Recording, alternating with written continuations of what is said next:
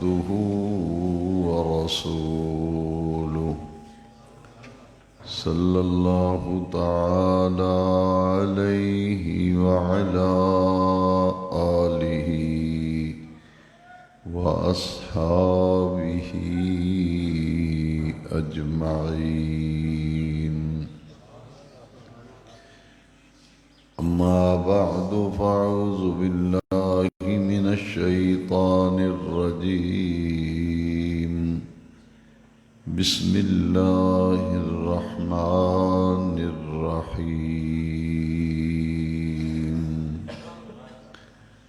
السابقون الأولون من المهاجرين والأنصار والذين اتبعوهم بإحسان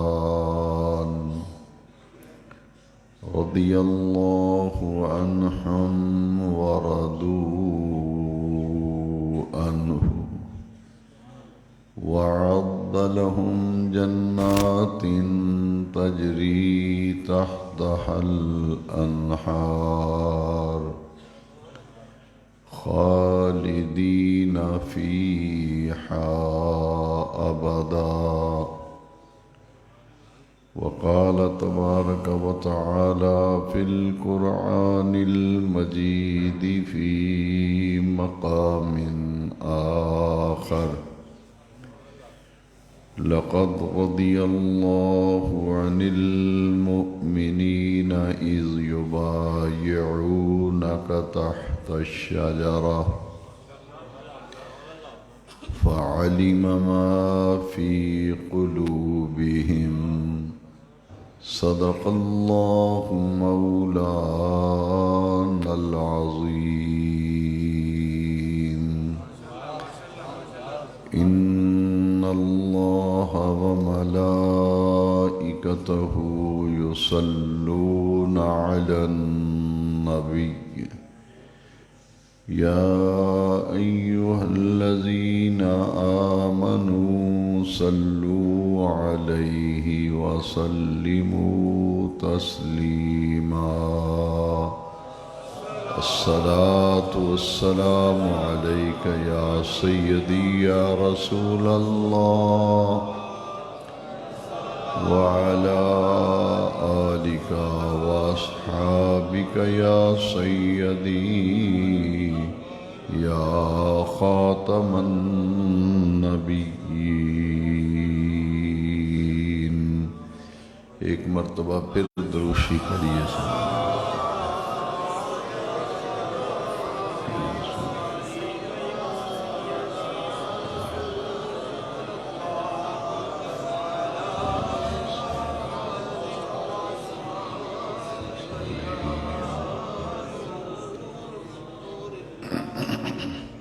معزز و محترم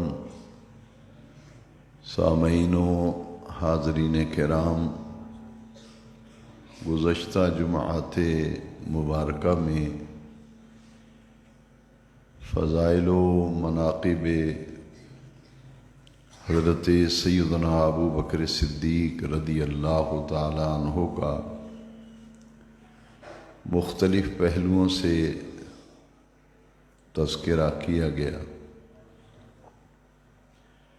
وہ خوش نصیب اور بلند مرتبہ ہستیاں،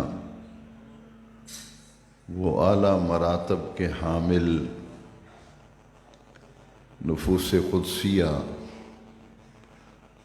جنہوں نے نبی کریم صلی اللہ علیہ وسلم کی ظاہری حیات طیبہ میں آپ کی ظاہری زندگی مبارکہ میں آقا کریم صلی اللہ علیہ وسلم کا دیدار کرنے کا شرف حاصل کیا، اور آقا کریم صلی اللہ علیہ وسلم پر ایمان لانے، آپ کا کلمہ پڑھنے کا شرف حاصل کیا، اور مرتے دم تک اسی ایمان کی حالت پر قائم رہے، ان بلند مرتبہ ہستیوں کو، ان اعلیٰ مراتب کے حامل نفوس قدسیہ کو صحابہ کرام کہتے ہیں۔ اسلام کی پوری عمارت جن ستونوں پہ کھڑی ہے ان میں صحابہ کرام رضوان اللہ تعالی علیہم اجمعین کا بڑا کردار ہے۔ صحابہ کرام نے دین کو قائم کرنے کے لیے اور دین کی سربلندی کے لیے اس قدر قربانیاں دیں، اس قدر ایثار کیا کہ ان کا نہایت ہی بلند کردار ہے پورے دین اسلام کو پھیلانے، اس کی بنیادوں کو مضبوط کرنے۔ نبی کریم علیہ الصلاۃ والسلام کے بعد صحابہ کرام کا بڑا ہی درجہ اور بڑا ہی مقام اور بڑا ہی کردار ہے، اور اگر صحابہ کرام کو دین سے نکال کر الگ کر دیا جائے تو پھر اسلام کی عمارت قائم نہیں رہ سکتی۔ اسلام کی پوری عمارت جن امور پر قائم ہے ان میں سے صحابہ کرام کا کردار، ان کی خدمات یہ بلند درجے پہ فائز ہیں۔ بدر کے میدان میں 313 نفوس قدسیہ تھے، اور نبی کریم علیہ الصلاۃ والسلام 17 رمضان المبارک کی رات کو پوری رات اپنے رب کی بارگاہ میں ہاتھ پھیلا کر دعا مانگتے رہے۔ کن کے حق میں؟ وہ جو 313 جانثار میرے آقا کریم کے ساتھ بدر میں آئے تھے۔ پوری رات نبی کریم علیہ السلام ہاتھ اٹھا کر اپنے رب کی بارگاہ میں ان کے لیے دعائیں فرماتے رہے،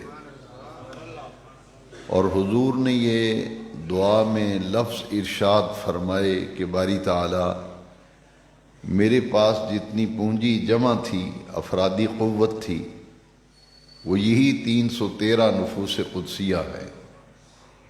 ان کو میں بدر کے میدان میں لے آیا ہوں۔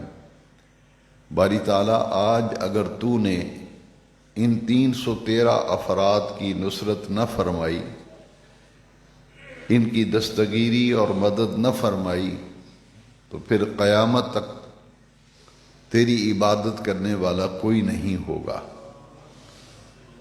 یہ 313 اصحاب بدر اللہ تبارک و تعالیٰ کو بہت پسند ہے، جنہوں نے اولین معرکے میں لازوال قربانیاں دیں اور دین اسلام کو قائم کرنے کے لیے ان صحابہ کرام نے اپنا جان، اپنے اموال، اپنے وطن، اپنی جائیدادیں سب کچھ دین کے لیے قربان کر دی۔ ان صحابہ کرام کے بارے میں کئی جماعت سے گفتگو کا سلسلہ جاری ہے۔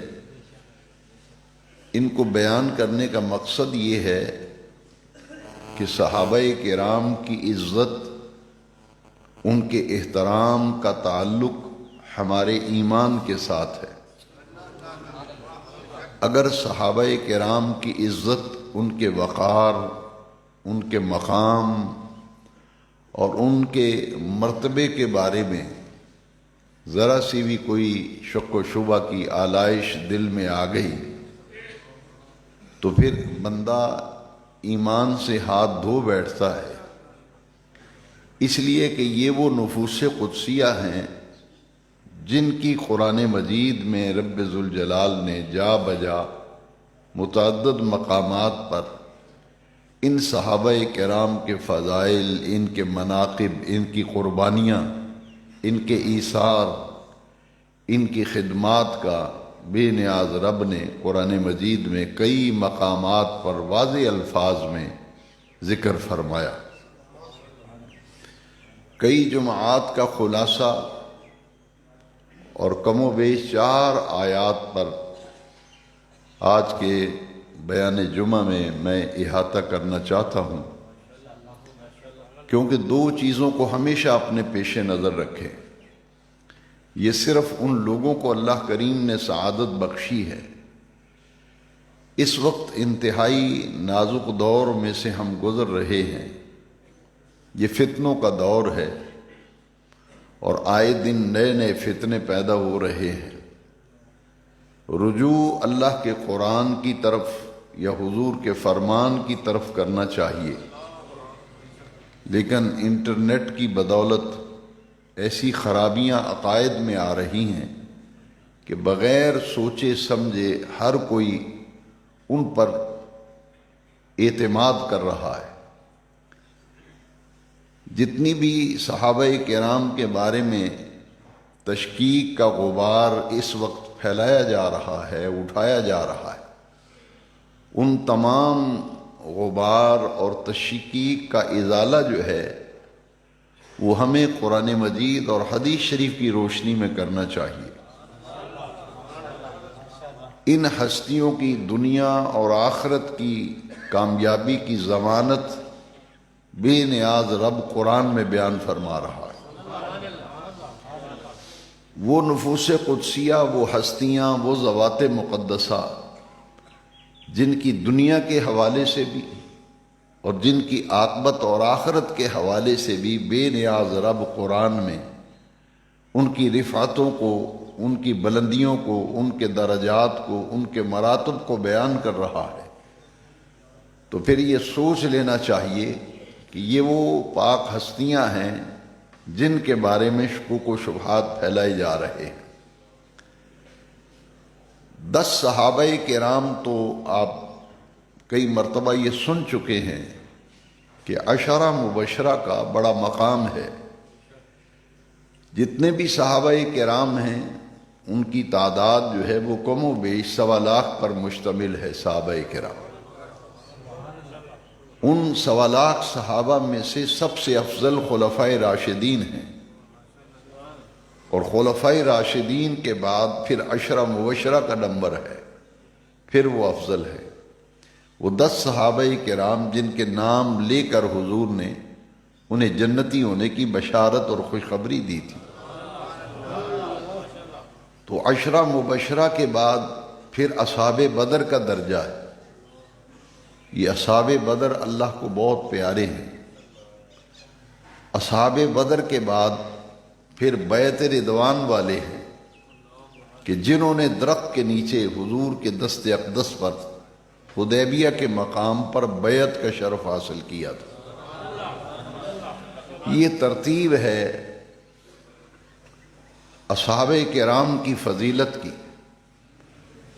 بدقسمتی سے ایسے ایسے نعرے ایجاد ہو گئے، ایسی ایسی باتیں منظر عام پہ آ گئیں کہ نعرے لگانے والے بھی بغیر سوچے سمجھے وہ نعرے لگا رہے ہیں۔ کسی ایک نے لگایا تو سب وہی نعرہ لگانے لگتے ہیں۔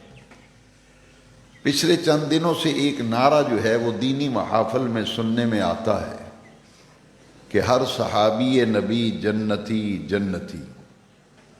یہ نعرہ اس حد تک تو ٹھیک ہے کہ حضور کے ہر صحابی جو ہے وہ جنتی ہے، اس میں کوئی شک نہیں، لیکن اس نعرے کے لگانے سے مزید کچھ عقائد اور خیالات کے حوالے سے باتیں ذہن میں آنا شروع ہو جاتی ہیں۔ ہر صحابی جنتی ہے، بلکہ حضور کی حدیث شریف ہے ان کے تو جنتی ہونے میں شک نہیں، لیکن اس سے آگے ایک قدم اگر ہو کر اس نعرے کا جائزہ لیا جائے تو میرے آقا کریم نے فرمایا جس نے ایمان کی حالت میں مجھے دیکھا اور ایمان کی حالت میں ہی دنیا سے چلا گیا وہ جنتی ہے، اور جس نے میرے دیکھنے والے کو ایمان کی حالت میں دیکھ لیا وہ بھی جنتی ہے۔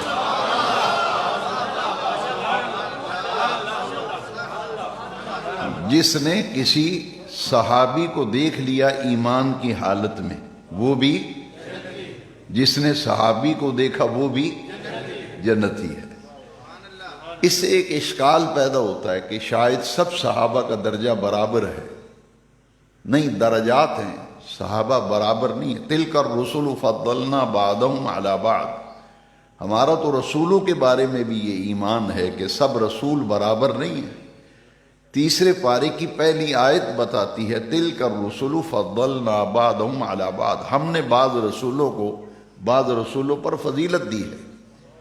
الحمدللہ مجھے اللہ تعالیٰ کا میں شکر ادا کرتا ہوں کہ ہمارے پورے علاقے میں واحد یہ محراب اور منبر ہے یا یہ ایک مرکز ہے جہاں سے صرف انہی عقائد کا پرچار کیا جاتا ہے جو حضور کی ظاہری حیات طیبہ سے عقائد چلے آ رہے ہیں. ہم انٹرنیٹ کے نعروں سے کبھی متاثر نہیں ہوتے. ہمارے سامنے تو بزرگوں کا کردار ہم نے دیکھا ہے، قرآن حدیث کا مطالعہ کیا ہے. یہ نوجوانوں کے عقیدے کون بچائے گا؟ جب حق بات کی جائے گی اور قرآن و حدیث کے ٹھوس دلائل دیے جائیں گے تو پھر ایمان بچے گا. ورنہ روزانہ صبح اٹھتے ہیں تو ایک نیا فرقہ، ایک نیا عقیدہ جو ہے وہ سامنے آتا ہے. یہ ہماری محفلوں میں نعرہ لگتا ہے، ہر صحابی نبی جنتی جنتی، اور جس کسی نے کسی سے سن لیا وہ نعرہ لگانے لگتا ہے. یہاں میں آپ کو واضح کر دینا چاہتا ہوں کہ ترتیب جو فضیلت کی ہے، اگر کوئی اہل سنت ہے اور کہلاتا ہے کہ میں اہل سنت ہوں تو اس کو اس ترتیب کو ماننا پڑے گا. اس ترتیب کو اگر کوئی معاذ اللہ جھٹلاتا ہے پھر وہ اہل سنت سے خارج ہو جاتا ہے، اس کا سنی اس تعلق نہیں رہتا، اس کی مرضی ہے، پھر جو مرضی کہلائے. اسی طرح یہ ترتیب جو ہے میں نے عرض کیا ہے کہ خلفائے راشدین سب سے افضل ہیں، ان کے بعد عشرہ مبشرہ، ان کے بعد اصحاب بدر، اور ان کے بعد بیعت رضوان والے. اور پھر قرآن مجید میں ایک اور تقسیم بیان کی گئی کہ جو فتح مکہ سے پہلے صحابہ کرام ایمان لائے ان کا درجہ زیادہ ہے، اس لیے کہ قرآن میں اللہ تعالیٰ نے فرمایا کہ انہوں نے قربانیاں بھی دیں اور اللہ کے راستے میں مار بھی کھائی اور مال بھی خرچ کیا، ان کا درجہ جو ہے وہ بڑا ہے. تو صحابہ کرام میں درجات ہیں. جیسے 1.25 لاکھ نبی آئے، 313 315 رسول آئے، لیکن آپ جانتے ہیں کہ تمام نبیوں اور رسولوں میں اللہ تبارک و تعالیٰ نے 5 ہستیوں کو چنا تھا. نبی کتنے آئے؟ 1.25 لاکھ کے قریب، اور رسول کتنے؟ 313 یا 315. اب نفس مسئلہ جو ہے اسے سمجھنے کی کوشش کریں. الحمدللہ میں کسی پہ تنقید نہیں کرتا، کوئی اپنے طور پہ سمجھ لے تو الگ بات ہے. میرا مقصد ہمیشہ اصلاح ہوتا ہے. 1.25 لاکھ نبیوں اور 313 رسولوں میں سے صرف 5 ہستیاں ہیں جن کو چن کر باقی سب پر فضیلت دی گئی. وہ 5 کون ہیں؟ حضرت آدم علیہ السلام، حضرت نوح علیہ السلام، حضرت ابراہیم علیہ السلام، حضرت موسیٰ علیہ السلام اور حضرت عیسیٰ علیہ السلام. ان 5 ہستیوں کو اللہ تبارک و تعالیٰ نے باقی تمام نبیوں اور رسولوں پر فضیلت عطا فرمائی. ان کا درجہ سب سے بلند ہے. اور پھر بے نیاز رب نے حضور خاتم النبیین صلی اللہ علیہ وسلم کو ان 5 سے بھی افضل بنایا. 1.25 لاکھ نبیوں اور 313 رسولوں 15 میں سے یہ 5 ہستیاں سب سے اونچا رتبہ رکھتی، اور ان سب سے بھی اونچا رتبہ جو ہے وہ آمینہ کے لال کا ہے، حضور صلی اللہ علیہ وسلم. اسی طرح صحابہ کرام کے درجات ہیں. ہمیں کس نے حق دیا ہے کہ ہم رات کو ایک نیا عقیدہ گھڑ لیتے ہیں؟ یہ 10 اصحاب جنہیں عشرہ مبشرہ کہتے ہیں، یہ مسجد کے دروازے پہ میں نے نام لکھوا دیے تھے، یہ نام لکھے ہوئے ہیں. ان میں سے ایک ہیں حضرت ابو عبیدہ بن جراح رضی اللہ تعالی. اب درجات کی بات آئی ہے کہ اس نعرے سے جو ایک دل میں تشکیک پیدا ہوتی کہ سب برابر ہیں، جنتی ہیں، سب برابر ہیں.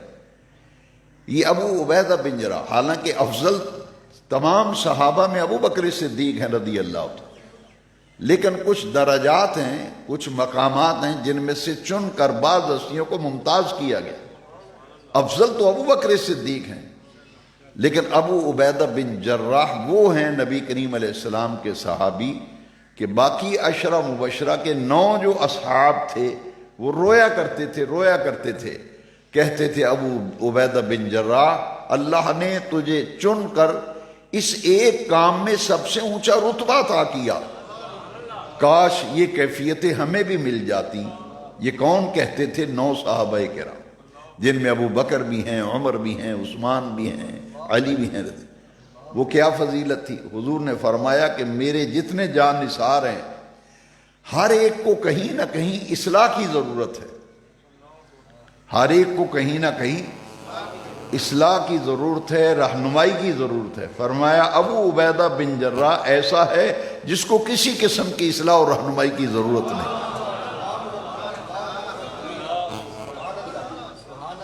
تو حدیث شریف میں آتا ہے باقی 9 صحابہ روتے تھے، ابو عبیدہ بن جراح کو دیکھتے تھے تو روتے تھے کہ حضور نے فرمایا یہ پرفیکٹ ہے، ابو عبیدہ بن جراح پرفیکٹ ہے، اس کو کسی قسم کی کوئی مزید تربیت و اصلاح کی ضرورت نہیں ہے، اتنی صلاحیتوں سے اللہ تعالیٰ نے انہیں نوازا ہے۔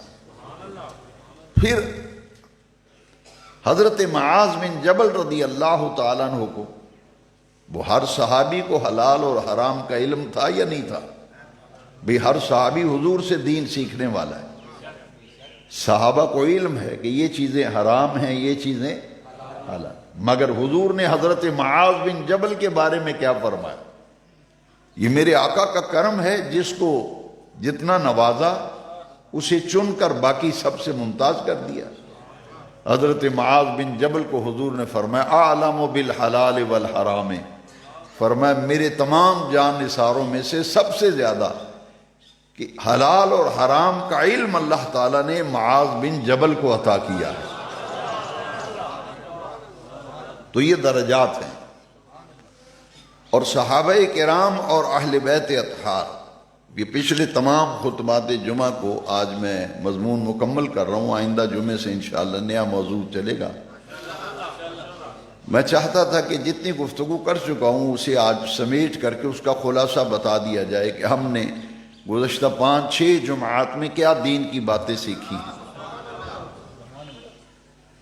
ان میں سے پھر اللہ تبارک و تعالی نے جو درجات عطا فرمائے ہیں مختلف صحابہ کرام کو، حضرت ابو بکر صدیق رضی اللہ عنہ کو اپنا مصلی سونپا، انہیں نماز پڑھانے کے لیے مقرر کیا، اور جب امام بنایا تو حضور نے کیا فرمایا تھا؟ حضرت عائشہ صدیقہ نے جب عرض کیا کہ حضور کسی اور کی ڈیوٹی لگا دیں، کسی اور کو امام بنا دیں، تو حضور نے فرمایا عائشہ جس قوم میں ابو بکر موجود ہو تو ابو بکر صدیق کے ہوتے ہوئے کوئی دوسرا مصلی پہ کھڑا نہیں ہو سکتا،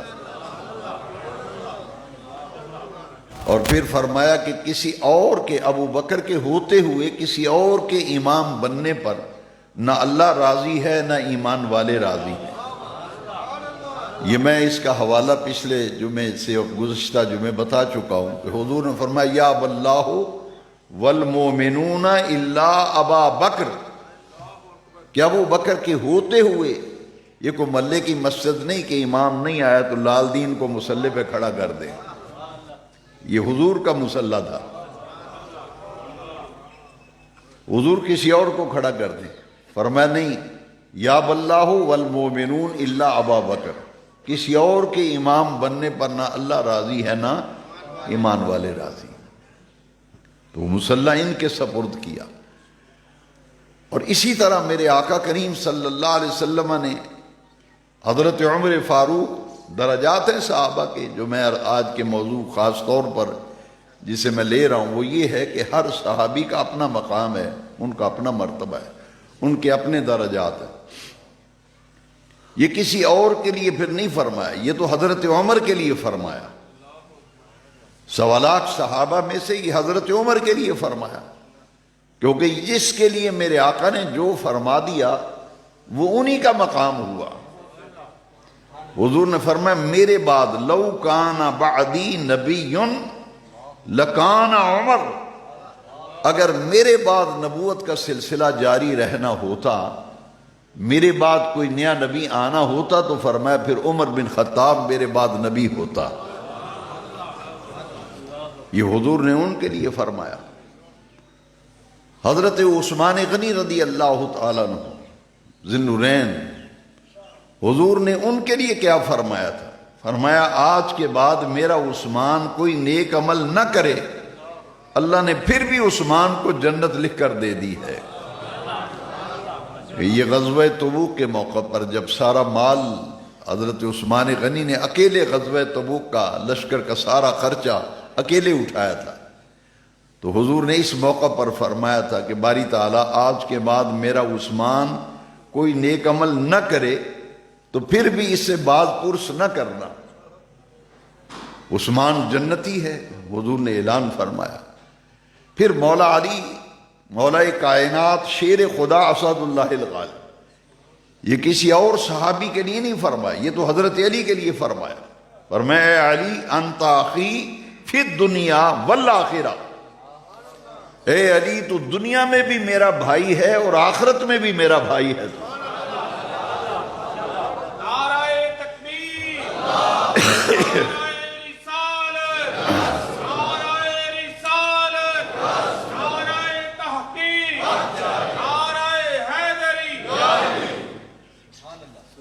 کامیابی اور نجات عقائد کے اعتبار سے یہ ہے کہ جس کے لیے حضور نے جو فرما دیا، جس صحابی کے لیے حضور نے جو فرما دیا اس پر ہمارا ایمان ہے۔ باقی یہ جو ہمارا ایک مزاج بن گیا ہے نا کہ ان کی فضیلت زیادہ ہے یا ان کی فضیلت زیادہ ہے، ان کی شان زیادہ ہے یا ان کی شان زیادہ ہے، یہ غلط طریقہ ہے۔ اس لیے میں اکثر یہ کہا کرتا ہوں کہ اگر ایک اصول آپ اپنا لیں تو عقیدے میں کبھی گڑبڑ نہیں ہوگی۔ وہ یہ ہے کہ مقام اپنا اپنا، مرتبہ اپنا اپنا۔ جو مقام ابو بکر صدیق کا ہے وہ ان کا مقام ہے، جو فاروق اعظم کا مرتبہ ہے وہ ان کا مرتبہ ہے، جو عثمان غنی کا مقام ہے وہ ان کا مقام ہے، جو حیدر کرار کا مقام ہے وہ ان کا مقام ہے۔ اور انہیں حضور نے فرمایا حضرت علی کے بارے میں، کسی اور کے لیے نہیں فرمایا، میں دنیا میں بھی تو میرا بھائی ہے اور آخرت میں تو میرا بھائی ہے۔ پھر 1.25 لاکھ صحابہ میں سے صرف حضرت علی کے لیے فرمایا، من کنت مولا ہو فہذا علی مولا ہو، جس کا میں مولا اس کا علی مولا۔ تو یہ درجات ہیں، یہ ہر ایک کا درجہ ہے، ان کا درجہ الگ، ان کا درجہ الگ۔ اور الحمدللہ صحیح صراط مستقیم، نجات والا راستہ کون سا ہے کہ ہم حضرت مجدد الفسانی شیخ احمد فاروقی سرہندی رضی اللہ عنہ، میں ان کی بات بتانے لگا ہوں، یہ امام ربانی ہیں اور مجدد ہیں اپنے وقت کے۔ امام ربانی حضرت مجدد الفسانی شیخ احمد فاروقی سرہندی رضی اللہ عنہ، آپ فرماتے ہیں کہ سنی ہونے کے لیے 2 چیزیں ضروری ہیں، سنی ہونے کے لیے ضروری ہیں، ایک محبت اہل بیت اور ایک عزت صحابہ کرام۔ یہ کون کہہ رہا ہے؟ حضرت مجدد الفسانی فرماتے ہیں کہ سنی ہونے کے لیے 2 چیزیں ضروری ہیں، دل میں اہل بیت کی محبت ہو اور وہم و گمان اور تصورات و تخیلات پر صحابہ کرام کی عزت کا غلبہ ہو۔ محبت صحابہ، عزت صحابہ کی اور محبت اہل بیت، کیونکہ یہ اللہ کو بڑے پیارے ہیں اہل بیت۔ تو ہم صحابہ کرام ان کی عزت اور ان کے مقام اور مرتبے کو بھی سلام کرتے ہیں، اور ہمارے دل جو ہیں یہ اہل بیت کی محبت سے معمور ہیں۔ اہل سنت کا ہے بیڑا پار کہ اصحاب حضور نجم ہیں، نو ہے عطرت رسول اللہ۔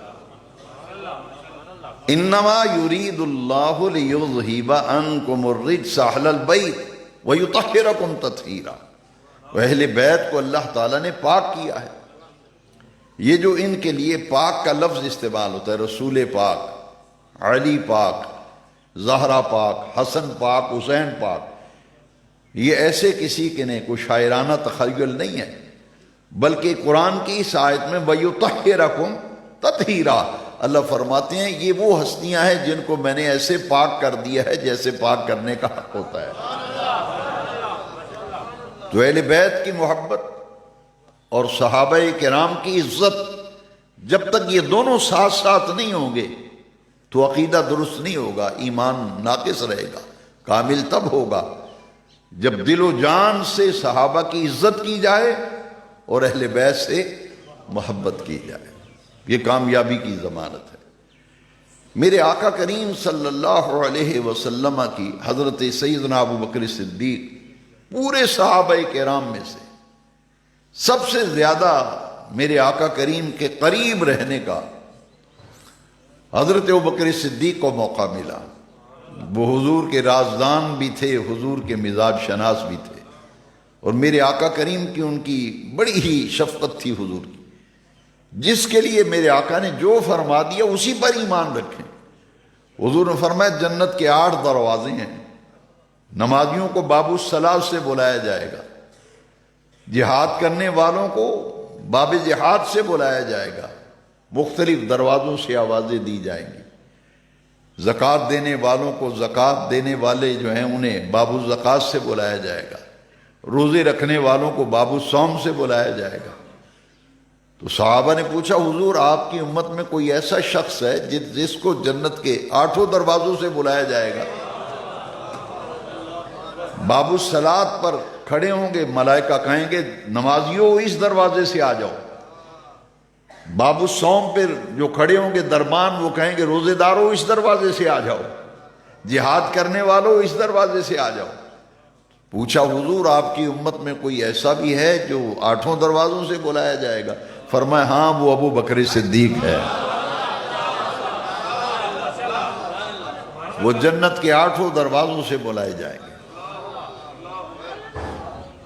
اور کئی صحابہ کرام کے گھر کے دروازے جو ہیں وہ مسجد کی طرف کھلتے تھے۔ صحابہ کرام نے گھر اس طریقے سے بنائے تھے کہ ادھر دروازہ کھولیں ادھر مسجد میں داخل ہو جائے۔ جب حضور کے وصال کا وقت آیا تو وصال سے 2-3 دن قبل نبی کریم علیہ السلام نے باقی سارے دروازے بند کرا دیے۔ فرمایا سب دروازے بند کر دو، صرف ابو بکر کا دروازہ کھلا رہے، صرف ابو بکر کا دروازہ کھلا رہے، باقی دروازے حضور نے وصال مبارک سے قبل بند کرا دیے تھے۔ اور آج بھی پوری مسجد نبوی شریف رات کو بند ہو جاتی ہے لیکن صدیق اکبر کا دروازہ کھلا رہتا ہے۔ آج بھی جو مدینہ منورہ کام کرتے ہیں یا مسجد کی صفائی کرتے ہیں یا کسی دکان پہ آپ کا کوئی عزیز کام کرتا ہو، اسے آپ تصدیق کر لیں، وہ آپ کو بتائے گا کہ پوری مسجد نبوی کے تمام دروازے رات کو 10 بجے بند ہو جاتے ہیں لیکن باب ابو بکر صدیق ساری رات کھلا رہتا ہے۔ کیوں؟ اس لیے کہ حضور نے فرمایا باقی سب کے دروازے جو مسجد کی طرف کھلتے ہیں وہ بند کر دیے جائیں، ابو بکر کا دروازہ کھلا رہے گا۔ یہ میرے آقا کی عنایات ہیں، چاہیں تو مصلی دے دیں، چاہے تو غار میں لے جائیں، چاہیں تو مزار میں دفن ہونے کی اجازت دیں، چاہیں تو حوض کوثر پہ بٹھا لے ساتھ۔ یہ تو حضور نے فرمایا نا صدیق اکبر سے، انت صاحبی فی الغار و صاحبی علی الحوض، تو غار میں بھی میرا ساتھی ہے، قیامت کے دن حوض کوثر پہ بھی ساتھی ہوگا۔ تو درجات ہیں، تمام صحابہ برابر نہیں ہیں۔ اسی طرح میں کہا کرتا ہوں کہ کوئی نعت خوان اگر کلام پڑھنا چاہے یا کوئی نعرہ، ہمارا عزیز بچہ نعرہ لگانا چاہے تو کم سے کم کسی اپنے بزرگ سے پوچھ تو لو کہ یہ ہمارا عقیدہ بھی ہے یا نہیں ہے۔ میں ایک جگہ گیا تو وہاں ایک نعت خوان پڑھ رہا تھا، ہم مرتبہ ہیں یاران نبی، کچھ فرق نہیں ان چاروں میں۔ ہم مرتبہ ہیں یاران نبی، کچھ فرق نہیں ان چاروں میں۔ میں نے کہا فرق تو ہے، ترتیب فضیلت تو ہے، ہاں یوں کہہ لو ہم مسلک ہیں یاران نبی۔ میں نے کہا کہ اس کی اصلاح کر لو، لیکن آج کون اصلاح کرتا ہے، وہ تو غصہ کرتے ہیں۔ میں نے کہا کہ یوں پڑھو، ہم مسلک ہیں یاران نبی، کچھ فرق نہیں ان چاروں میں، عقیدہ سب کا ایک ہے، مسلک ایک ہے، مشرب ایک ہے سب کا، ورنہ جب درجات کی بات آئے گی تو درجات تو اپنے اپنے ہیں۔ جامع قرآن ہے تو عثمان غنی ہے رضی اللہ، پھر انہیں حضور نے فرمایا، جامع ترمذی میں روایت ہے کہ عثمان غنی وہ ہے جس نے 2 مرتبہ حضور سے جنت خریدی تھی، 1.25 لاکھ صحابہ میں کسی اور صحابی کے لیے نہیں فرمایا کہ بھئی یہ تو درجات ہیں۔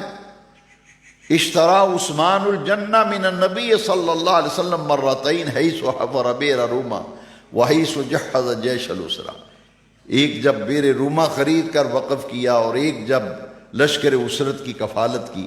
عثمان غنی ذی النورین وہ ہیں جنہوں نے 2 مرتبہ نبی پاک سے جنت کو خریدا تھا۔ پھر صحابہ کرام میں اکیلے عثمان غنی ہیں جن کے نکاح میں حضور کی ایک بیٹی کے بعد فوت ہوئی تو دوسری بیٹی کا نکاح حضور نے حضرت عثمان سے کر دیا۔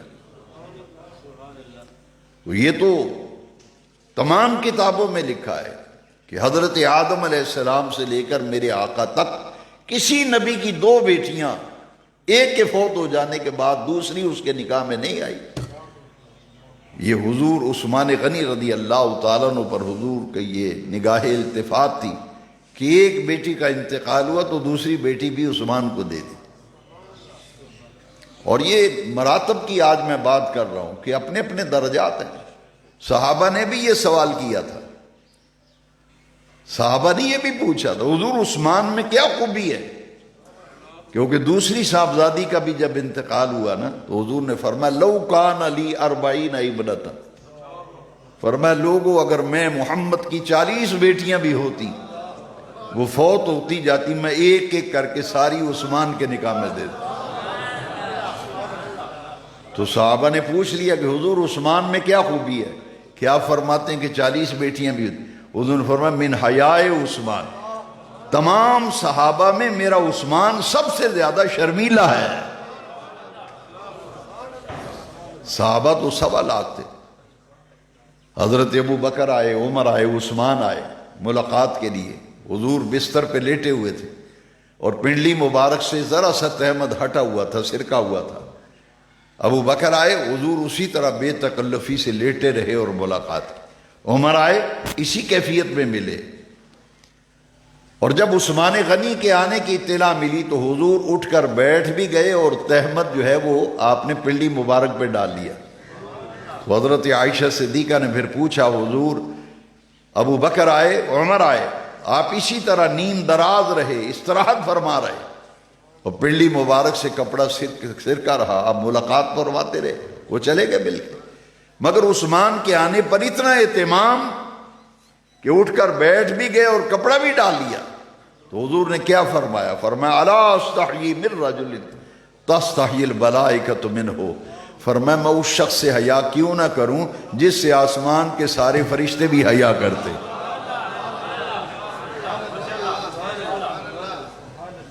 یہ تو عثمان غنی کے لیے فرمایا، پھر کسی اور کے لیے نہیں فرمایا۔ فرمانا مدینۃ العلم وعلی بابھا، میں علم کا شہر ہوں، علی اس کا دروازہ ہے۔ تو یہ درجات ہیں، یہ مراتب ہے۔ حاضرین محترم، بیان جمعہ کے آخر میں میں بڑے درد دل سے 3 آیتیں آپ کے سامنے رکھنا چاہتا ہوں کہ یہ جی تاریخ پڑھو اور یہ دیکھو صحابہ نے ایسے کیا جی، بعد میں ایسے ہو گیا، یہ پھر گئے اور ایسے ہو گئے۔ بھئی انہیں نے بعد میں پھرنا تھا تو اللہ ان کی سمائیاں بھی دے رہا ہے، ان کے جنتی ہونے کا اعلان بھی کر رہا ہے۔ تم صحابہ کے بارے میں غبار اڑاتے ہو، شکوک و شبہات کا غبار اڑاتے ہو، تو قرآن کیا کہتا ہے؟ السابقون الاولون من المہاجرین والانصار والذین اتبعوا بإحسان رضی اللہ عنہم ورضوا عنہ، اللہ ان سب سے راضی ہو گیا، رضی اللہ عنہم ورضوا عنہ، یہ اپنے اللہ پہ راضی ہو گئے اور اللہ ان سے راضی ہو گیا۔ بات ختم نہیں ہوئی، بلکہ اللہ کریم فرماتے ہیں وَأَعَدَّ لَهُمْ، اسی آیت کا اگلا حصہ ہے، وَأَعَدَّ لَهُمْ جَنَّاتٍ تَجْرِي تَحْتَهَا الْأَنْهَارُ خالدین فیہا ابدا۔ تم کہتے ہو کہ بعد میں صحابہ جو ہے معاذ اللہ بدل گئے تھے، تو قرآن کہتے ہیں اللہ نے ان کے لیے جنت کے باغ تیار کر رکھے ہیں۔ تو ان کے لیے تو جنت کے باغ تیار کیے نا۔ وَعَدَّ لَهُمْ، جنت کے باغ کن کے لیے تیار کیے گئے ہیں؟ لہم، ان کے لیے۔ لہم کا مرجع کون ہے؟ السابقون الاول۔ جنت کے باغات ان کے لیے تیار ہیں۔ آپ کہیں گے جی ہمیں جنت نہیں ملے گی، آپ کو بھی ملے گی، لیکن شادی حال میں جب جاتے ہیں نا تو ہر ایک نے کارڈ پکڑا ہوا ہے، اندر جانے کی کوشش کر رہا ہے۔ وہ کہتے ہیں ٹھیک ہے کارڈ ہے، آپ کو انوائٹ کیا گیا ہے، بلایا گیا ہے، اندر سارا انتظام بھی ہے، لیکن جس کی خاطر سب کچھ سجایا گیا اس کو تو آ لینے دو۔ وہ کہتے ہیں پیچھے ہٹ کے کھڑے ہو جاؤ، وہ دولہا میاں آئے گا تو پھر سب کو جانے کی اجازت ہو۔ اللہ کریم فرمایا وَعَدَّ لَهُمْ جَنَّاتٍ تَجْرِي تَحْتَهَا الْأَنْهَارُ، جنت میرے محبوب کے غلاموں کو ملے گی، لیکن کہا جائے گا آؤ جنہوں نے مصطفیٰ کے لیے مارے کھائیں، دین کے لیے قربانیاں دی، وہ بدر میں، حنین میں، خندق میں مارے کھاتے رہے، مکے میں گرم ریت پہ لٹا کے جنہیں گھسیٹا جاتا تھا۔ اللہ فرمایا کہ قربانی دینے والے صحابیوں آؤ، وَعَدَّ لَهُمْ جَنَّاتٍ تَجْرِي تَحْتَهَا الْأَنْهَارُ، یہ جنت کے باغات تمہارے لیے تیار کیے گئے ہیں۔ پہلے تم چلو، تمہاری برکت سے پھر رسول اللہ کے غلام جنت میں جائیں گے۔ یہ ہے صحابہ کا مقام۔ کب تک رہیں گے جنت میں یا اللہ؟ ایک دو دن رہیں گے جنت میں؟ فرمایا نہیں، خالدین فیہا، ہمیشہ ہمیشہ جنت کے باغوں میں صحابہ رہیں گے۔ بے نیاز رب کب تک رہیں گے؟ ابدا، فرمایا ابد تک رہیں گے۔ ایک آیت ہو گئی، دوسری آیت بڑی تیزی سے یہ پراپوگنڈا کیا جا رہا ہے، ایک سوچی سمجھی سازش کے تحت۔ ایک ملک سے پیسہ آ رہا ہے، پیسہ پھینکا جا رہا ہے کہ صحابہ کے بارے میں غلط فہمیاں پھیلاؤ۔ نہیں جی نہیں، اوپر اوپر سے بیعت کی تھی، اندر سے بیعت نہیں کی تھی۔ اے اتو تو نال سن، اندروں نہیں سن نال۔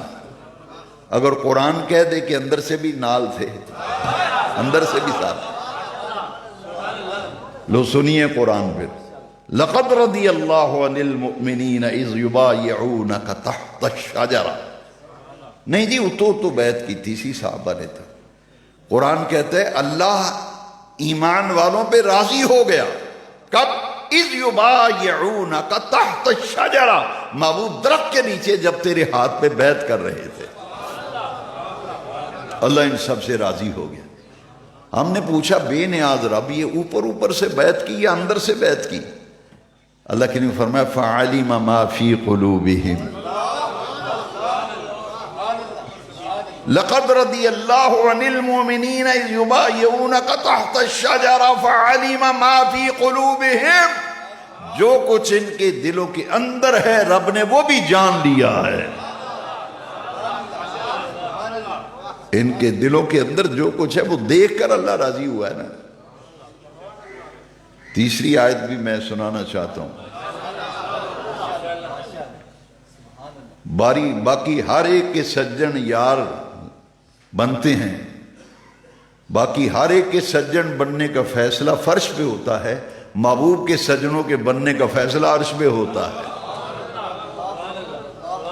تمہارے ہمارے سجن فرش پہ بنتے ہیں، محبوب کریم کے صحابہ، حضور کے سجن، حضور کے فداکار، ان کے فیصلے عرش پہ ہوتے ہیں۔ قرآن کہتا ہے اولئک الذین امتحن اللہ قلوبہم للتقوی، اللہ کریم فرماتا ہے میں نے اپنے محبوب کے صحابہ کے دلوں کو پرکھا ہے۔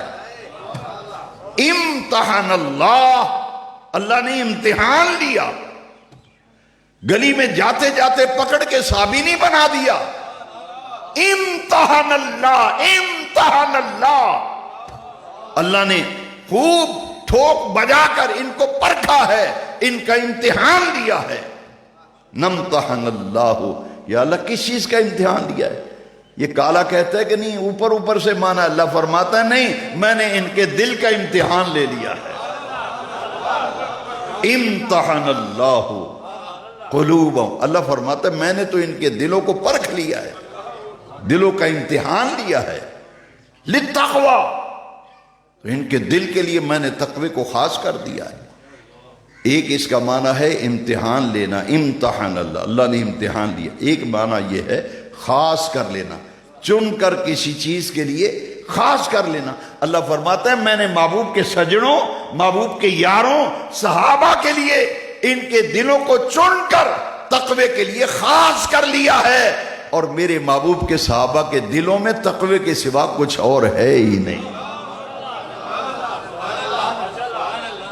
اولئک الذین امتحن اللہ قلوبہم للتقوی۔ حضور نے فرمایا اللہ تبارک و تعالیٰ کی 360 یا 365 نیکی کی خصلتیں، حضور نے فرمایا اللہ تعالیٰ نے نیکی کی 360 یا 365 خصلتیں بنائی ہیں، اور ان خصلتوں میں سے، نیک خصلتوں میں سے ایک خصلت بھی کسی میں پائی گئی تو بغیر حساب و کتاب کے جنت میں جائے گی۔ تو حضرت انس بن مالک نے پوچھا حضور آپ کی امت میں کوئی ایسا ہے جس میں وہ پوری کی پوری 360 یا 365 خصلتیں پائی جاتی ہیں؟ حضور فرمایا ہاں ابو بکر ہے میرا، فرمایا ہاں میرا ابو بکر ہے جس میں پوری کی پوری 360 یا 365 خصلتیں پائی جاتی ہیں۔ یہ ہیں حضور کے صحابہ کرام۔ اور یاد رکھیے سنی ہونے کے لیے 2 چیزیں ضروری ہیں۔ آج پچھلے 6 جمعات کا خلاصہ، ایک محبت اہل بیت اور ایک عزت، سارے بولنے، ایک محبت اور دوسرا عزت۔ اہل سنت اگر کہلانا ہے یا بننا ہے تو پھر اہل بیت کی دل میں محبت ہو اور صحابہ کی عزت ہو، احترام ہو، تو پھر بندہ سنی کہلاتا ہے۔ یہ ہے مسلک اہل سنت۔ اللہ تبارک و تعالی ہمیں حق سمجھنے، اسے قبول کرنے اور اسے پھیلانے کی توفیق دے۔ وآخر